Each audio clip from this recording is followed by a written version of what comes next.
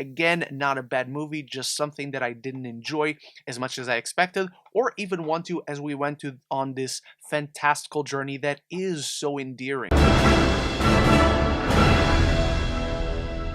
Welcome back, animation fans, to my continuous coverage of the London Film Festival, and today we are discussing, sadly, the only animated film I've been able to catch at this year's festival, but the latest from Cartoon Saloon, My Father's Dragon, which tells the story of Elmer, who is struggling to cope with leaving his entire life behind for a move to the big city. He runs away from his mother and his new home in search of Wild Island and a dragon awaiting to be rescued.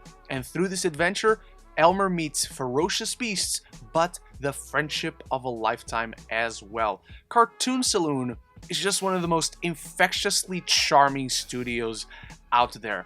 All their stories just have this incredible charm but unexpected poignancy to the stories they tell and how they tell it. They have such a distinct visual style, and My Father's Dragon is no different. It is a very simplistic design choice, but it plays like a storybook come to life. The film is narrated by a little girl who is telling us the story of her father, who is Elmer himself. And it's a really nice framing device for how the film plays out as a storybook come to life. It feels like you're listening to a bad time story that you just crave to get all these interesting life lessons and meeting these charming characters, with a boy going on this magical adventure as he meets talking animals. It's the typical children's story, but Cartoon Saloon fully embraces this subgenre, and I just love their design choice and how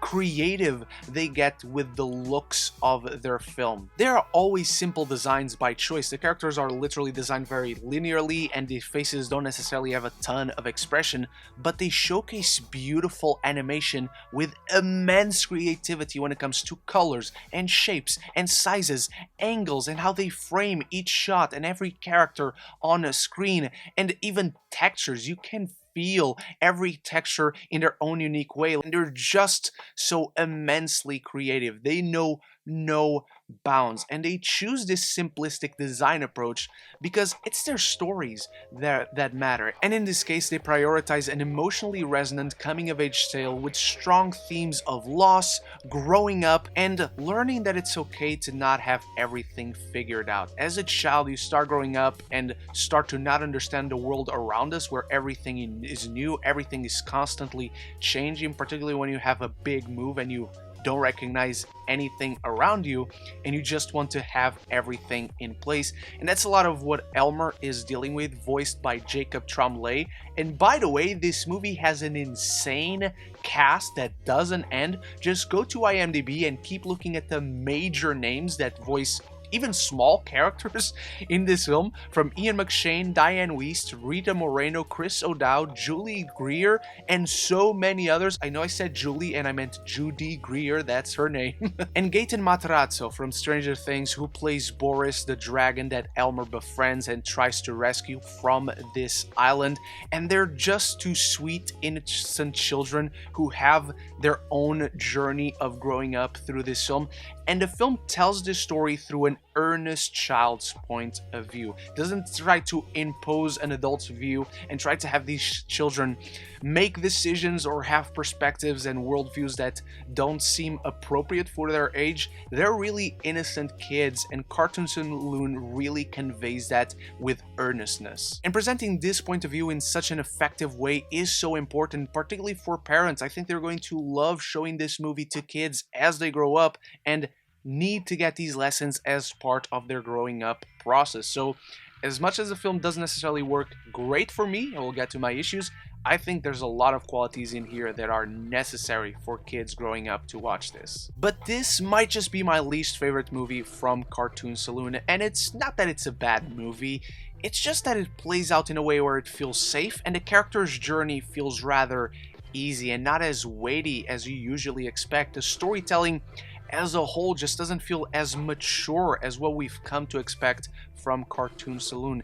Even the humor and some of the characterizations just feel more akin to Illumination rather than Cartoon Saloon. It's not as bad as Illumination, but it's more approximated to that. Furthermore, while on the surface I enjoy this framing device of having a little girl telling this story about her father's journey, it plays no part in the film, it adds no new layer, and so I just wish maybe we could have seen a father closing the book, or this little girl reading it to herself. She finally learned to read, or something like that, to add some more spice to the film. And ultimately, and this is a very personal nitpicky thing, the character designs in this, I feel they take away from the film. Because they are so simple, they might be simple to a fault, where the characters feel so expressionless unless they go to these extremes where they're literally crying on screen.